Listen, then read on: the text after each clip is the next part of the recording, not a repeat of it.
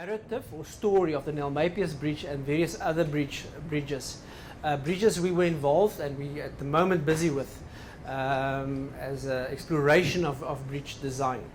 So let me start with the Mathews Bridge. I always wondered what's the difference between a story and a narrative. And then I found out that a narrative is the way how you tell a story, whereas a story is what you tell. This is the first concept sketch. You can see on the left hand side, it's a very intuitive sketch.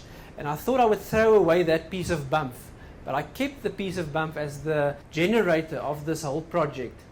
That piece of bump, or that quick sketch, became actually the centerpiece of the exhibition at the Venice Biennale last year. Again, the concept of origami that I've used, and as the concept was derived from a book that one of my younger sons bought on the art form of origami, and there I realized that there's a lot of potential in these shapes.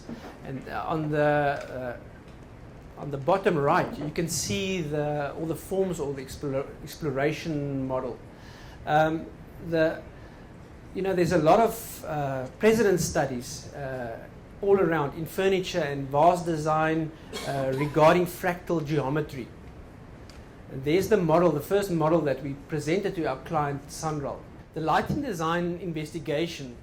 Lighting is very, very important, and for this, as you can see, that we tried to, there's a lot of ways to light this project, but what we did is the first concept, or the first lighting company, came up with this solution. They said that all the facades must be lit, and the idea was on each apex to design a detail, as you can see there in the middle and the bottom, to design a detail that would flood the entire panel, that would lit the entire bridge.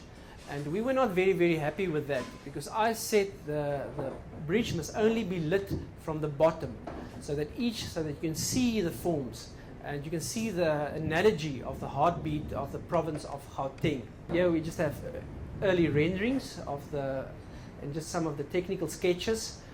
Technical investigation was actually very, very difficult, because all the practical problems having, building a facade of a bridge facade on the highway and doing it with steel. It was actually extremely difficult. You can see just some of the technical details that we worked out, the fixings, but I'm not going into the fixings in detail. And here you can see in the factory, you can look at the scale of the project. Each panel, the bridge consists of 5 panels, prototypes, and two angles. And we used or organized them in a random fashion. Here we started to test the panels. You can see warm white, and in the end we decided to go for like a very bright white. We tried to play with color. On the left hand side, you can see there we started to look at blue for the lighting masts. But then we found out that the Gauteng, the toll people are also going to use blue lights. And we said, no, let's stay clear from blue. Let's keep it simple, because we don't want to be confused with the new toll gates. And we were not the architects for those toll gates, the e-toll system. There's the final product. And you can see the idea of the paper, the concept of the paper, the shadows, and how the bridge in daytime catches the sun, and the panels, how it deflects the light. And all the forms appear. From very close you can see the detailing, and just another detailed photo of the final product. And then there's a night shot, because a bridge always, you've got people going over a bridge and people under a bridge. If you go over a bridge, you're a participant, and if you see a bridge in the distance, it's more of a gateway and a landmark. And so there's 2 different modes of designing a bridge. And here's the night shot or a detail shot of those panels. This is the final solution. I hope you can agree with me that the aesthetics of just lighting it from the bottom works much better, because it enhances the form of each panel. And then we got this telephone call from the curators of the Traces of Centuries and Future Steps, the Global World's Art Foundation, and they said we should actually, they asked us to exhibit the bridge in Venice for the 2012 Venice Biennale at the Palazzo Bembo near the Rialto Bridge. And we said, sure, the bridge is not complete because they only saw sketches and designs. So we couldn't take photos, but we really wanted to be in Venice. So I said we must make a plan. I just said yes, we will be there. We contacted Sanral. We asked permission if we could go to Venice and if they would sponsor, because obviously shipping and all of that is not. It's a bit pricey, and obviously they will get the world stage exposure as well. And then I had the idea of, well, it must be light. And then we got a quote to produce this whole installation in Venice or in Milan very close, because then there's no shipment. And what could a piece of canvas and a structure and a light cost? And then we got the price in euros. And we said, no, there's no ways Sanral would pay for that. There's no ways that we can afford it. Let's go for Boermakkerplan. So what we did, I said, well, let's exhibit the freehand sketch. And luckily I didn't chuck that piece of bump away. The initial sketch or the concept sketch, I took that concept sketch and we printed it on fabric, on a fabric that's weather resistant. And we went to our nearest, closest hardware store and we bought all these equipment. So the whole structure and frame and cables and cable ties and instructions were put together from a local hardware store. So that was really a Boer-made plan. And we flat packed it and shipped it, and all within budget and time, with good instructions, and there you can see the end product at the exhibition.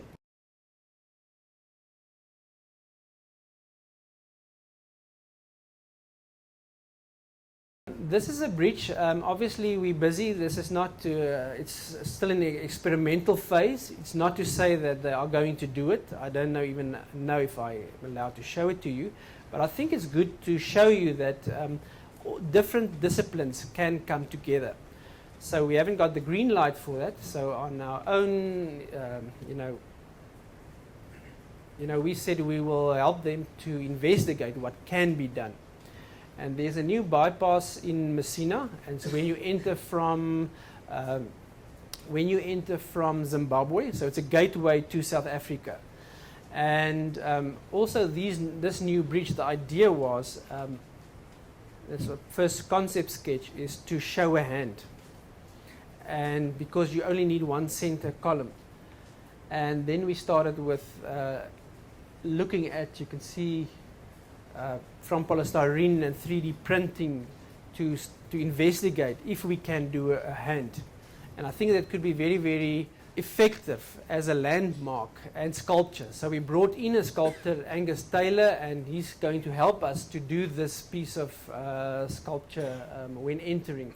That's very realistic, so obviously we want to do it a bit more abstract and a bit more simple, but to show you what could be done. This is another investigation, but because of the flow of forces, and obviously the engineers will understand, this was an idea because they said if you enter a country, like if you come from Mexico to America or whatever, you see these big, huge national flags. And we thought, so the brief was to investigate the flag. And we just said the only way we can do it, because you can't put a flag upside down, the only way you can do it is by putting the Y up. And so that's some of the first sketches, and this is the second option for the hand bridge. But because of the flow of forces and the tension on those cables, and it doesn't look honest, we decided to, there you can see one of the model, we decided not to proceed with this concept. But we also had a model built, and what I do, I take my cell phone and, like a car, pull the cell phone at the bottom so that you can perceive the bridge. And that's how we should design, actually, with models. I design a lot with models. I'm not a fan of the computer. I do a lot of freehand stuff and models. And this is the Orta bridge on the R21. This was a competition, invited competition, where Sanral invited 3 architects that with bridge experience, and because in South Africa there's not a lot of them, because it's not as simple as it looks. And this is our entry. But I'm quickly going to skip all the site analysis, and what we learned from this is the concept of desired line, because they said you can see the 2 bridges on this aerial photo, and then you can see the natural desired line. We went there with our research with a video camera, and I said we must just film patterns, and I think architects must do that, even engineers must do that more often, to look at behavioral patterns. And while I was standing there was one lady, and she got out, she crossed that R21 on a very busy time with heels that high, with a pencil skirt and heels that high. And I just asked them, do you have on camera? And she thought, well, what's this about? And I said, but why? I mean, over this R21, you're running with heels that high. Don't you think it's a bit dangerous? And she said, well, it's the shortest way to go over those bridges, and that's the desired lines. Structures and sculpture in the environment, this is very, very important. And our bridge design philosophy, I've spoken about the visual joy. I think if you're a commuter and you're depressed or you're in traffic, and every now and then you get a sense of a nice visual landmark or something that brightens up your day, I think that's just as important. Landmark, gateway, safety, obviously user-friendly legacy, and all those things. The problem with a lot of bridges, foot bridges especially, is people are lazy. So if they see there's very steep steps, they would avoid it. So the whole thing is to use a series of ramps to lure them onto the same level. And then we're very passionate about our local aesthetic. So I'll just go through our 3 entries. The one, because it's at the airport, the client expected something to do with the airplane, so we've just said, okay, let's just do the literal analogy. Then the mine shaft, because it's Joburg and you could see the whole Joburg skyline. And the bridge type was a cable stay and beam bridge, so it's a combination from 2 sides. And this is the build-up of that bridge. So I'll quickly go through almost videomatic so that you can see the build-up, the ramps and the urban design at the edges. That's the cable stay part. And that's the final. So you can see the cutout on the tower. The cutout on the tower resembles the mine shafts.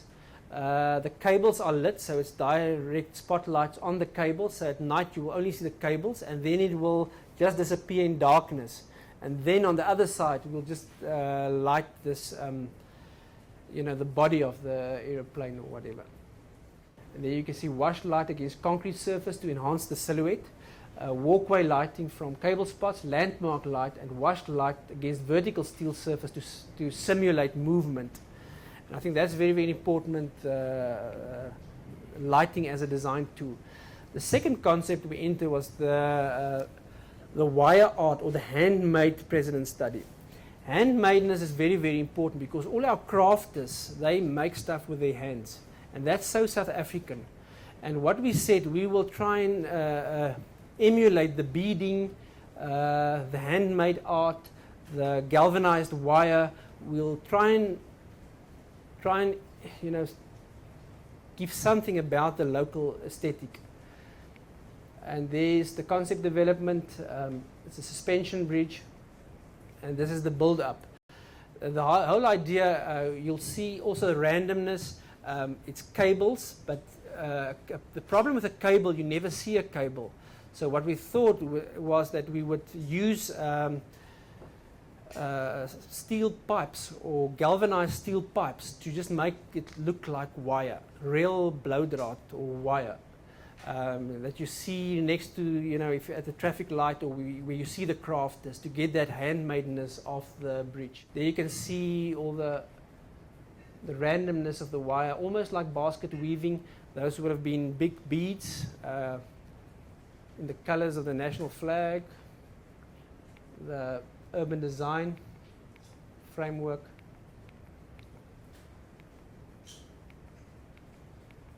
And there is the bridge at day and night.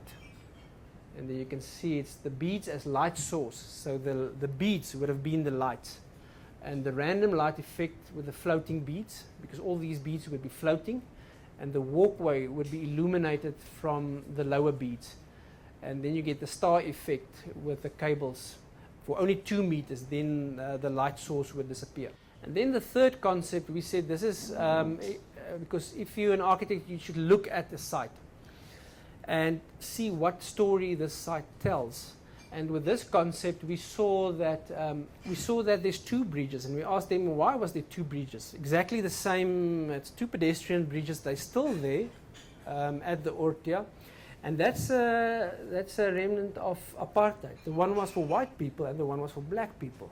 And we said, but obviously, with this new bridge, we said, blow them all down, take the rubble and use the rubble to create a new bridge. And we called it bloodline because all our blood is red. And that's why we said red is a very, very positive and a very, very nice color in the grey landscape of Johannesburg. And the reference here was Strydom van der Merwe, the artist, land artist. I've got that picture in my boardroom. And the simplicity, because the message is very simple. It's a very simple, straight, there's no fancy stuff. We wanted to reduce it. It's a very reductive approach. Personally, I like this bridge. That's the color red, it's only the color red. And then the concrete at the bottom, we would have all these messages would be imprinted. And there you can see some of the early concepts and the build-up of the bridge. You can see this red line is actually hovering above these 2 rubble heaps. That's the mounds, so that how you enter, you can see that labyrinth approach when entering, and it should be planted. Can be planted just to make the journey better. And at night, that's it, just the red line, as simple as that. A constant red light to emphasize linearity. And here with just a few other, this is the bridge in by the architect engineer Robert Maillard in 1936. Just look at the simplicity and the by the same person. Just look at that, just 2 lines, and how sparsely used the concrete. And just obviously you all know the Norman Foster Melau Viaduct. This is the bridge by Santiago Calatrava. There's a lot of criticism against Santiago Calatrava because they say Santiago Calatrava, he disregards context. He creates a piece of sculpture, and the first city you can buy it, he will just do it for that city. So there's no synergy or no, so there's a lot of criticism these days. That Calatrava or his whole philosophy of designing, because these days it's a bit more. You have to look at the context. You have to look at the local environment. You have to look at stories. You have to get some local clues. And but obviously Calatrava is the bridge guy in the world. And that's the Bilbao Bridge, and also by Calatrava. And here with just a few other fun bridges, just to show the creativity of bridge design. This is the bridge in Portugal of Arab. You can see also President studies we've used in, this is Brisbane, Australia. President studies we've used for the Nel Mapias Bridge. And here with South African bridges, it's starting to get on. South Africa, this is by Professor Glenn Mills for Sanral. Cable Stainless, the Orange Farm Bridge by Bogartman. And that's it. Thank you very much.